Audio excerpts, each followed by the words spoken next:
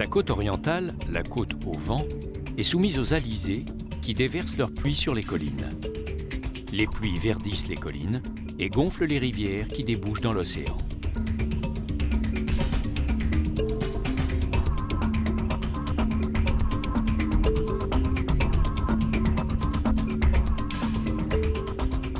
Le capitaine Cook débarqua sur la côte au vent.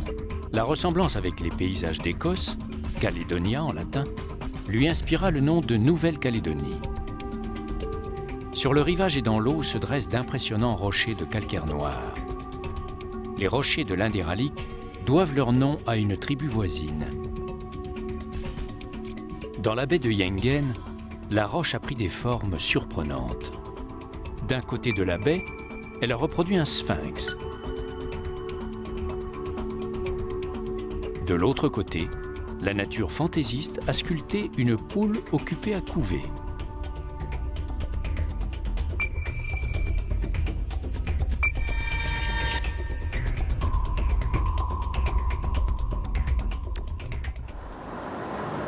Au nord, la corniche calédonienne est fendue par la vallée de la rivière Wayem.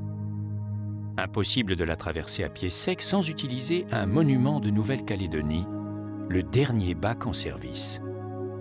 Vestige de l'époque où les ponts étaient pratiquement inconnus, le bac de la Wayem reste précieux.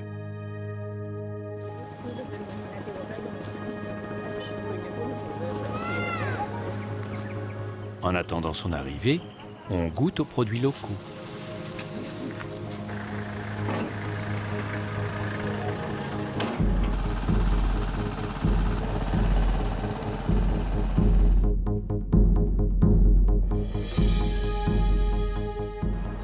La cascade de Tao enjambe un mur de calcaire noir.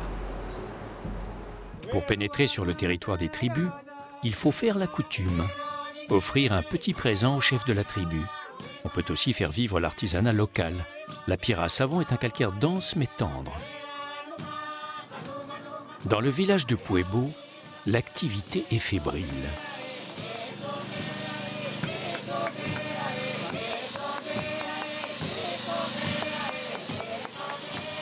Ici, chaque année, un festival met en valeur toutes les activités artistiques traditionnelles.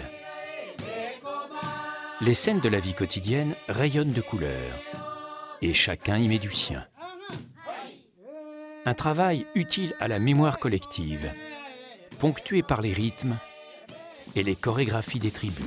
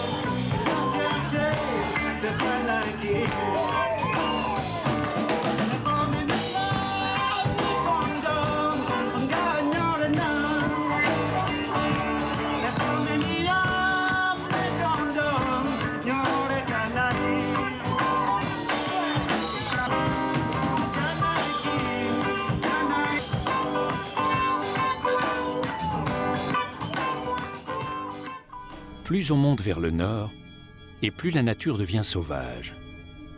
Peu à peu, on voit s'effacer la chaîne de montagnes centrales. La vie se fait de plus en plus discrète. Dans le petit village d'Arama, le cheval vapeur semble n'être jamais arrivé. Au bord de l'océan, la mangrove resserre les mailles de son réseau. Parfaitement adaptée à un sol instable, elle s'étend jusqu'à la limite de la Grande Terre. L'extrémité de la Grande Terre possède une flore très riche.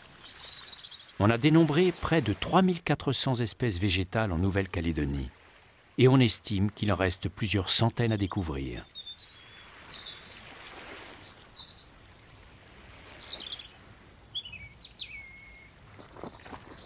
Les plantes du littoral sont souvent les plus communes, car leurs graines circulent facilement d'île en île.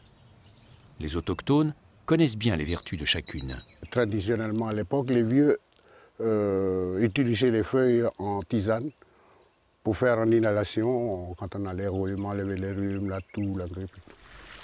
C'est de génération à génération que l'on se transmet les propriétés des espèces végétales. L'arbre que vous avez là, c'est un arbre qu'on appelle l'arbre à moustique. Et son nom en langue vernaculaire, c'est le pholope. Son nom scientifique, c'est le Gecherada speciosa. Donc l'utilité de cette plante, à l'époque, nos vieux utilisaient les fleurs de la plante. Donc ils ramassaient les fleurs et ensuite bien le macérer dans la main. Et ça vous dépose une plaque d'huile sur la main et ensuite on applique ça sur les piqûres de moustiques. La pirogue traditionnelle équipée d'un pont, d'une voile et d'un flotteur est venue des îles Tonga à la fin du XVIIIe siècle. Grâce à elle, les Mélanésiens ont élargi leur horizon bien au-delà du lagon.